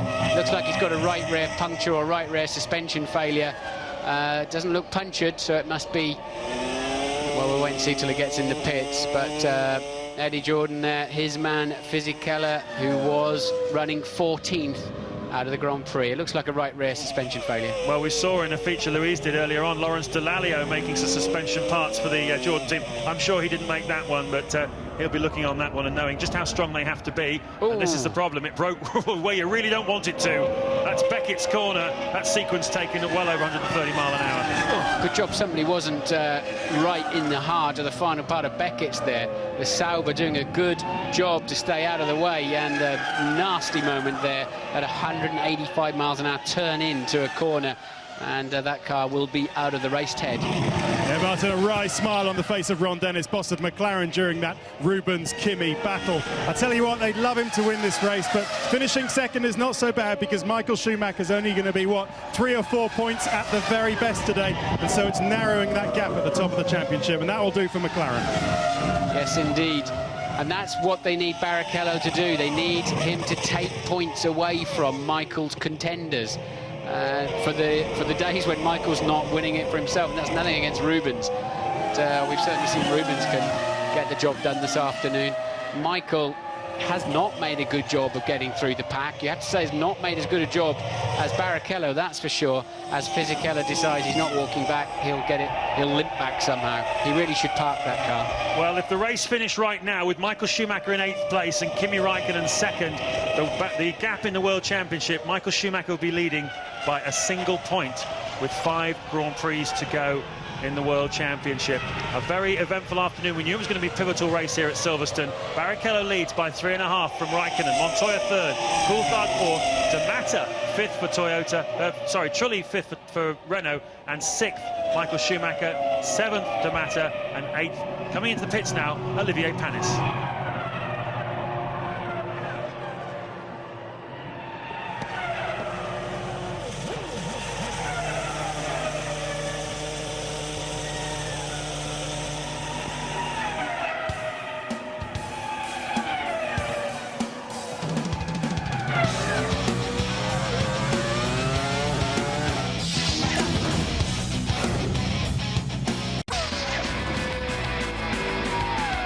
Well, good stop for Olivier Panis, but a shaky exit. He's almost collided with the Sauber there. It was 6.7 seconds, obviously not needing as much fuel at this end of the race as some of the earlier stoppers. But on the subject of Toyota, great drive still from Cristiano D'Amata. Yes, he continues to circulate quite strongly, and his season best so far, I think, was a 6th place in Spain, and he's currently shaken out in 7th place, so he may well be on target as we look at him here to either equal or perhaps even improve on that. But what a tremendous battle it was, Billy, between Rubens Barrichello and Kimi Räikkönen. That was just fantastic to watch, that little battle, and as Martin quite rightly pointed out, he clearly has the car to do it. He stuck it on pole position yesterday and the thing's working beautifully, but the way in which he's working the system and out-positioning the other guy is very exciting motor racing to watch. Montoya's been quietly just working away at the task here, and they're going to walk away with some points remaining, assuming the car remains reliable.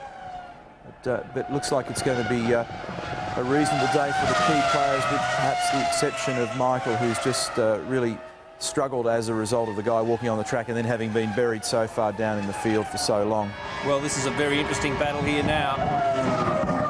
That's the differential between Michael and D'Amata, but if Michael can take Trulli, of course, it's another valuable step in retaining that championship lead. This is looking like a good result for Kimi Räikkönen, but Michael now, as he's had to do a couple of times this year, embark on a salvage operation in the final laps. He's chasing 5th place. You can see how close the split is there. Quite a big gap, though, up to 4th. Webber, incidentally, is 8th, Billy, and into the points.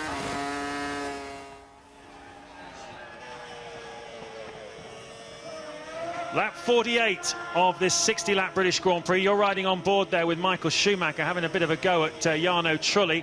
That's the battle for 5th place at the moment, and every point that Schumacher scores is going to be valuable for him in the championship. David Coulthard pits from what was 4th place. That's his 3rd stop of the afternoon. The first one was an unscheduled one to replace his neck support in the car. Barrichello leading, Räikkönen 2nd, Montoya 3rd. What's crucial for Coulthard here is, does he get out in front of the Renaults and the Toyotas? He's been putting in some very hot laps as Coulthard, as his fuel tank was running down. Michael Schumacher has not cleared the car of showing him of Jarno Trulli there. Look at the straight line speed advantage he's got. He can't get around the outside, surely, can he? Trulli should be able to cover that base and gets a better drive out of Stowe on a better line. And Michael then just scuppered himself slightly. Now he's got him on the move. Now he can cut back in and get earlier traction. And has he got enough speed, straight line speed, with the toe up the hill? And Trulli's going to have to go keep it inside, otherwise he's going to be passed. Michael's going to pass you, my friend. You didn't cover him properly, and up he goes. What should he have done?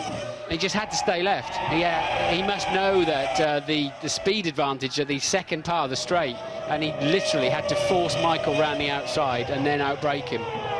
So Schumacher's now on for 4 World Championship points, up into 5th place. That's vital today with Raikkonen actually, interestingly, Martin, has had a very slow lap and has fallen behind Juan Montoya. We haven't seen it, but his last lap, Kimi Räikkönen, was a 1:29. Is this it? Yes, it is. He ran wide. He ran very wide, look, down at Stowe Corner, isn't it? And Montoya then just comes whistling past him. That's a bit of a crucial error then for Raikkonen. So just as Michael Schumacher starts picking up positions, Kimi Räikkönen has lost a couple. And actually, they're now line astern. They're third and fourth. So they've got to pit again, yeah. People looking in good shape. De Matter and Coulthard have finished their stop. Coulthard did come out behind De Matter, but is still comfortably ahead of Alonso. Button is ahead of Villeneuve, 9th and 10th. Ralf Schumacher cruising around in 11th with not a lot of pace. He's not happy with that car at the moment. Montoya now 9.4 seconds adrift, as you can see, from the leader. I tell you what, this is a pretty fine recovery drive from Michael Schumacher. He's 36 seconds behind race leader Rubens Barrichello, but considering how unpromising it looked a while ago, he was in 12th, 13th place, couldn't get past Alonso, couldn't get past Ralph Furman and Jacques Villeneuve. Absolutely incredible. Back up into 4th place, and that mistake by Kimi Räikkönen really giving Schumacher a real championship boost, because the amount of points they're going to take away from each other here is pretty small. Louise is with Giancarlo Fisichella. That's right, James. Giancarlo, your cars are built to take some punishment, but sadly it couldn't cope with the punishment at Silverstone today. Yeah, wasn't a bad race. The balance of the car was quite good. Unfortunately, the grip, it was still a problem. And then I think we broken the push rod, and I lost the car, and the speed was very high and was quite dangerous. Just tell us briefly about that moment of madness where the man ran onto the track. Did you see him? Yeah, I saw him in the main straight. He's crazy, unbelievable. Thanks, Giancarlo. Indeed, he was crazy and unbelievable. And now you've got truly De Matter, Coulthard, 5, 6 and 7. This is playing quite nicely into the hands of David Coulthard now. De Matter has stopped 3 times. Coulthard is lapping much faster than him, and truly has only stopped twice as he fueled to the end of the race. Is that why his pace has not been particularly good? He's certainly falling down the field. Remember, Truly led this race comfortably in the early stages. Coulthard on a charge then. There's some points to be scored there. Michael Schumacher up into 4th. But I believe he's got to stop again yet. Really? You think so? I would have thought so. Well, let's see. We do. I mean, so many pit stops. Nobody's able to time them all, how much fuel they're putting in. But 9 to go. It'd be a shame if anybody had to stop again. Yeah, it's true. Race. They might squeeze it out now. It's true. Be interesting to see. But certainly a bit of a gift there for Juan Montoya, up into 2nd place. Another important 8 points if he can hold on to them here. And Rubens Barrichello, who said at the top that what he had to do today was use this opportunity with Michael Schumacher, his team leader, not in the hunt. And this was his opportunity really to do something today. Is he going to win the British Grand Prix? It'll be his first win since Indianapolis last year if he did it. On board though with David Coulthard, and that's Cristiano De Matter just in front of us in the Toyota. The battle for 6th and 7th places. And just down the road is Jarno Trulli. So and Coulthard then takes a tighter line, a better line into Stowe, but he was compromised. The angle's too acute going in there, and De Matter bringing it back across. Surely now Coulthard can get him. Will De Matter hang on round the outside? No, he will not. And a brave move there from Coulthard to take over 6th place. Well, he started 12th on the grid, did David Coulthard. De Matter started 6th on the grid. And with that move, Coulthard goes 6th and De Matter down to 7th. So a dogged day, really, in the saddle for David Coulthard. Compromised once again by his performance on the single-lap qualifying on Saturday. But he's put a few markers down this afternoon and given the Brits around this racetrack something to cheer about. Just quick looking at the World Championship situation. If it ended right now, the race, Michael Schumacher would have 69 points, Kimi Räikkönen 62. Montoya would go in front of Ralf Schumacher with 55 points. There's Coulthard then muscling his way through. De Matter, really, you have to say, did well there. In the end, he had to concede the corner. Otherwise, it just would have been a guaranteed accident and loss of suspension parts there. Coulthard thought he probably was going to make it stick on the way into Stowe, but definitely did into the next corner. Michael Schumacher running 4th then, but 23.5 seconds behind Räikkönen, but crucially minimising the points damage so far this afternoon. Ted? Indeed, you say that, Martin, but Michael Schumacher certainly had the speed in the car. It's the World Championship in microcosm. If you look at that place for third and fourth, he's lapping so much faster than Kimi Räikkönen, but due to all this incident and accident, he couldn't do anything about it. I think Ferrari can say that Michael might have got up there with Rubens if this all hadn't happened, but better things ahead, I think, for the Michelins, for McLaren at the next couple of races.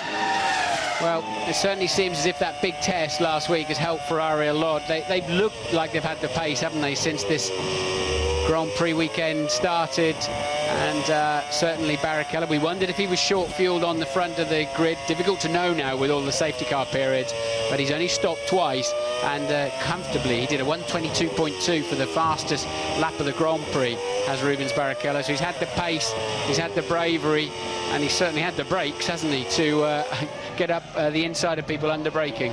We're riding just for a moment there with Jenson Button. We said today if he was going to get anything out of the race, he was going to need to have a bit of a red mist on. He certainly worked hard throughout the day. He's managed to get ahead of his teammate Jacques Villeneuve, who was in front of him for quite a long time. And from 20th on the grid, Button is now up into 8th place and a points-paying position. So a solid day for him and the BAR team. Oh, he got even more here. Look, that's Alonso.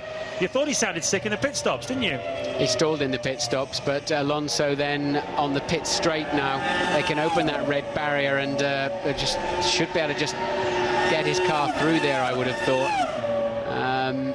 It is clearly way off the racing line. Will they choose to do anything about that so late in the Grand Prix? There'll be waved yellow flags down there. Didn't have far to walk, James. Looked straight back into his own garage. Disappointment then, as he was just starting lap 54. Yet another DNF then for Alonso, whose record early in the season was tremendous, but another failure to finish here at Silverstone. This is lap 54. Barrichello leading, Montoya second, Räikkönen third. Close to the finish now of the British Grand Prix. You have to give credit to Michael Schumacher as they try and get rid of that Alonso Renault off the circuit. Jarno Trulli still running out there. Not up the front where he was before, but still solid points after that double DNF at Magny-Cours. 5th place at the moment, although under pressure now from David Coulthard. We said he was a little lucky earlier, Neil, didn't we, after that track invasion? Little lock up there, incidentally, cost him a fair bit of track position as they still try and shift Alonso's car. But Coulthard has deserved his luck today. He's driven hard from where he was. This has been another tough Grand Prix for him, and he's already been under pressure by virtue of the tough qualifying yesterday. Incidentally, just after the last break where we mentioned that Mark had come into the points and had made it into position 11 after his last stop, now by virtue of that he's down in position 14, so well out of the points and kind of trapped and caught. Look at this awkward manoeuvring of the Renault as they try and get it back through the safety fence, and the problem is the car's actually bottoming out across the little variations in the height of the road there. So the ride height of these cars is such that they don't go across objects particularly successfully. So the marshals there doing a great job and just trying to get the thing out of the way as quickly and safely as possible, get it off the racetrack, get it tucked away in the garage. Judging on the earlier splits we saw before the commercial break, it looks like the top four is fairly set. As I said, Truly maybe under threat for 5th place from Coulthard as we watch that battle right now. Jarno Trulli defending his position. Let's have a listen.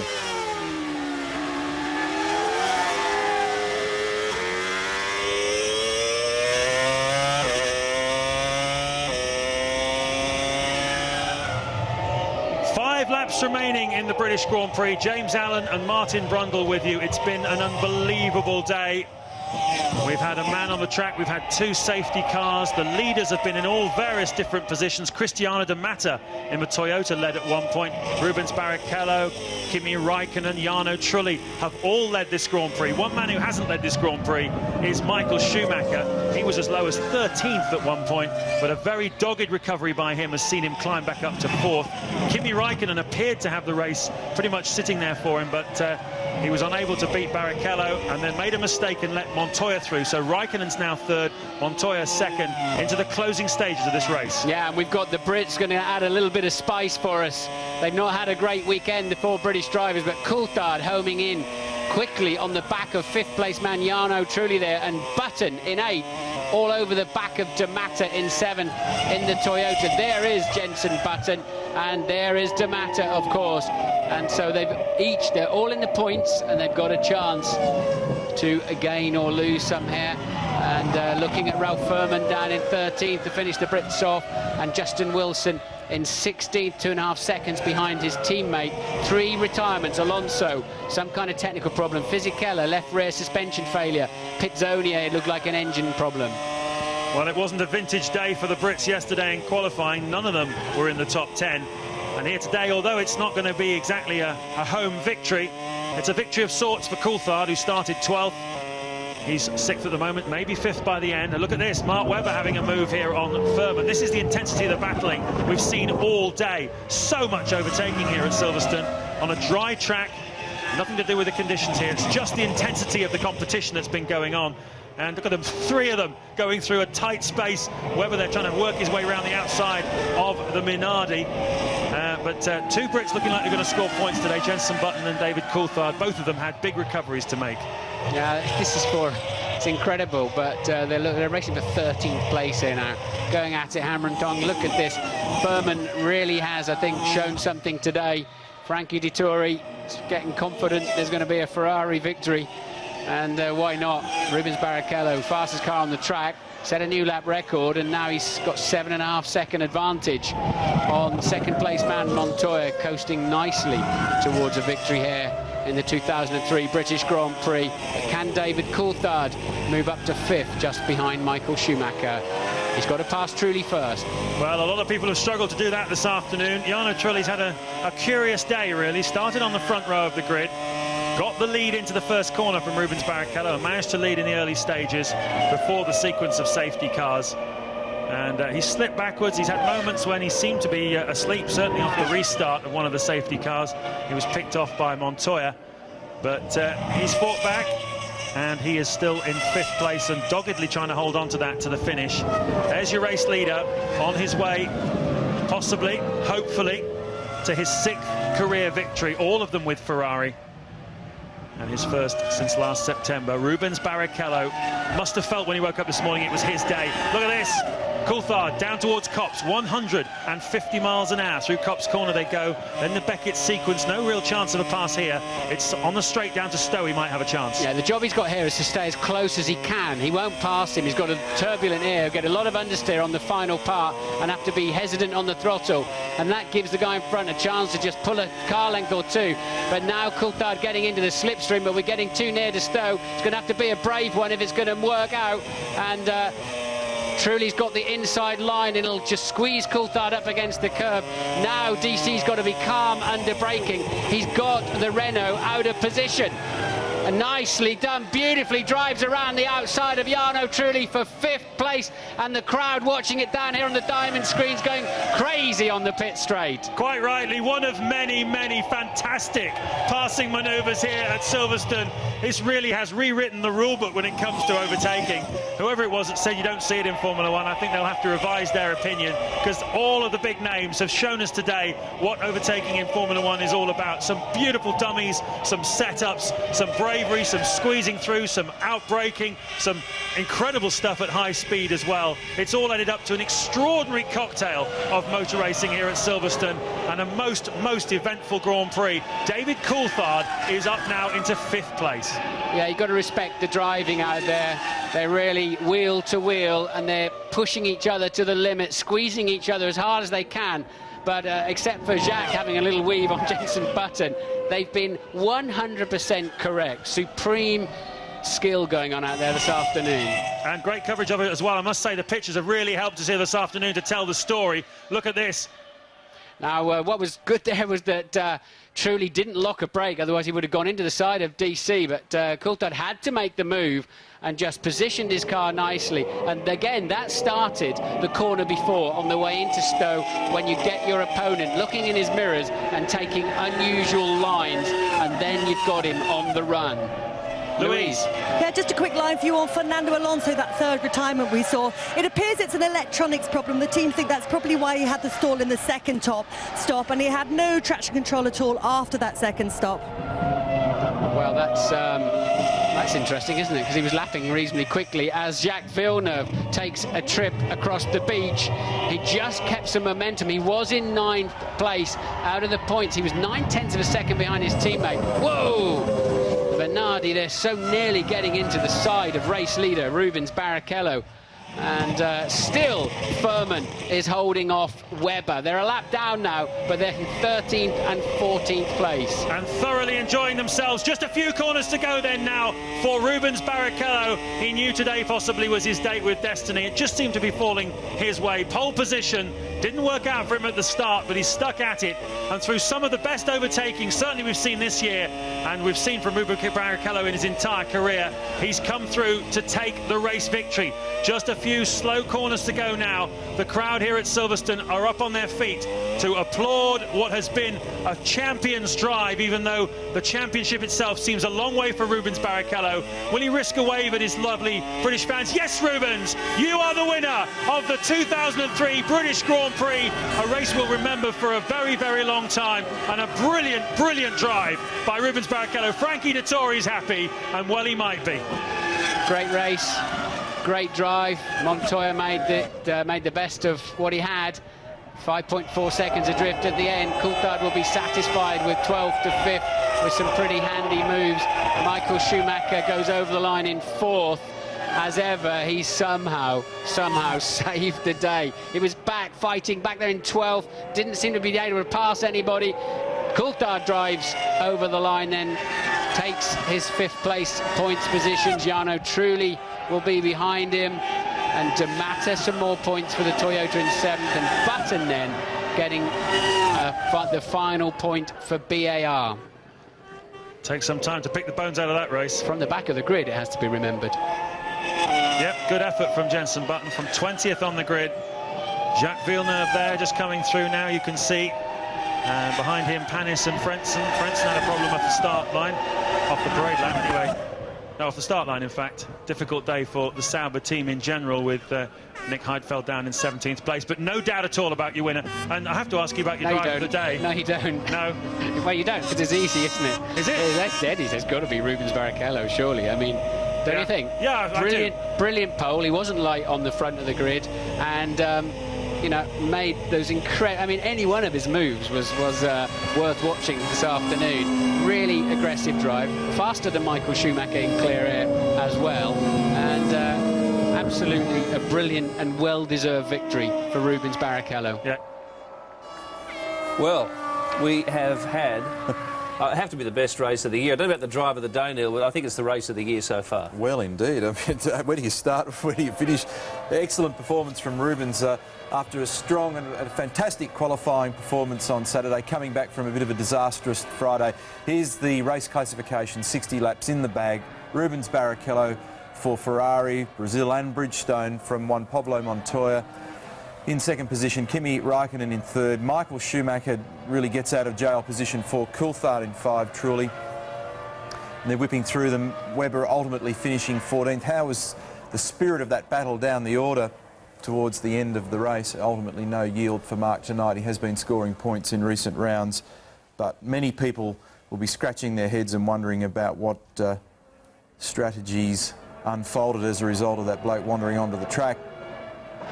Disappointing day for Fisichella again, which will further consolidate the rumour mill that he's going to look for greener pastures next year. And we heard tonight that he's having a long, hard look at a Sauber deal for next year. But for Rubens, 7th career win in Grand Prix racing. Got the fastest lap tonight as we look at David Coulthard. And for Rubens, it's his 12th career fastest lap. Montoya was a good save too, as we saw Coulthard there acknowledging what would be a very enthusiastic reception from the crowd. Here's the championship, a 7-point lead now. Räikkönen takes just a small bite when it could have been a big chunk. Montoya, as James pointed out, slips ahead of Ralph in the championship points and is very much a contender. We have a battle between 4, really. Mark Webber, no points today, further down the order. And I think Mark, even though he wasn't overly happy with his own performance, he did say the car was going quite well. So I think to find the Sauber and the Jordan ahead of him in the race, I'd imagine would not be the result he would expect. Whether he's happy or not, given all the shuffling that went on, that's another question you can't possibly second guess what's going on in a driver's mind. In the 2003 season year to date, 7 winners so far with 11 rounds down. That's a healthy number, isn't it? Well, he's had a funny year, Rubens, hasn't he? He's been up and down, and quite often in Saturday qualifying he's lost track position from Friday, where he showed good speed, and therefore he's been a little compromised during the course of the race. He hasn't had a lot of luck, found himself in the middle of packs at various times and not been able to show speed in clear track. But it's worked out beautifully for him today. For all the interruptions, he's managed to come out on top, and after the disappointments of Brazil, he has nailed this from pole.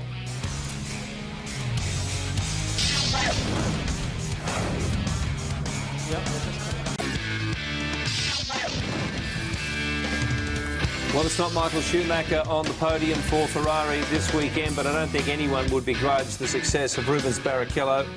It's been a while since Michael wasn't on the podium now. European Grand Prix, finished 5th, and of course early in the year he had a pretty tough start. In Australia he was 4th and off the podium, and then 6th in Malaysia and also off the podium there, but then he had that very healthy chunk in the middle, but tough day for him. And the interesting thing, James made the comment a number of times about the... Oh, Rubens almost goes off backwards.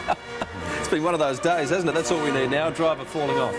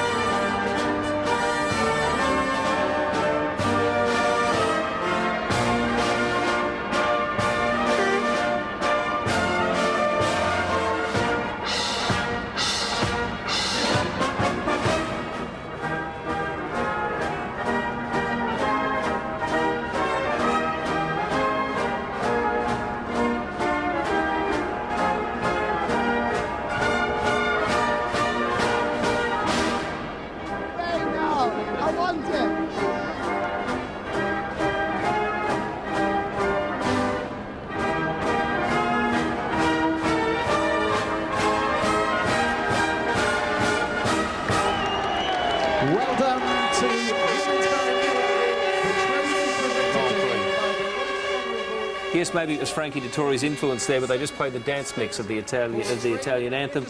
I was going to say, well done to Rubens. As we congratulate Rubens, that James made the comment about the criticism of the series this year relating to passing, or the lack of it.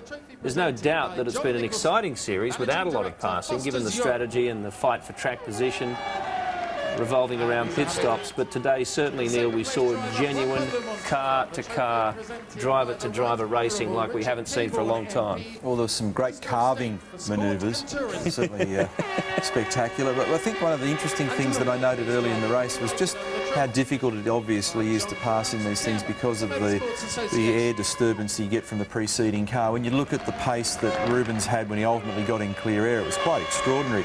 And yet he couldn't use it when he was bottled up in the pack, and neither could Michael to a certain extent. And they obviously clearly had very fast cars. It just robs the cars of such a massive percentage of downforce, and that's obviously one of the debates that rages endlessly in this business. And the champagne! Bob Constanduros, the English-speaking trackside commentator there, going off. A couple of milestones in this race, really, that are significant for the championship. It's Kimi's first podium since round 7. That was Monaco, of course. And for a man who is so much in contention for the title, that's a little surprising when you think about it. Webber's lowest finish this year, that's not such a good milestone for Mark. Ralf Schumacher, first time this year he's finished without points in a race, but he still has managed to finish every race, and that is important too. And you mentioned 7 winners, Neil. Well, that's the most we've had since 1985 in the championship. That's not a bad thing either. And Rubens shedding a tear on the podium during the Brazilian anthem. He tidied himself up during the Italian anthem. And I don't know if there's any underlying significance other than the fact that it's been since September that he won a race, but well, he's an emotional guy too. He is an emotional guy. He's enormously dedicated. He's very a religious guy.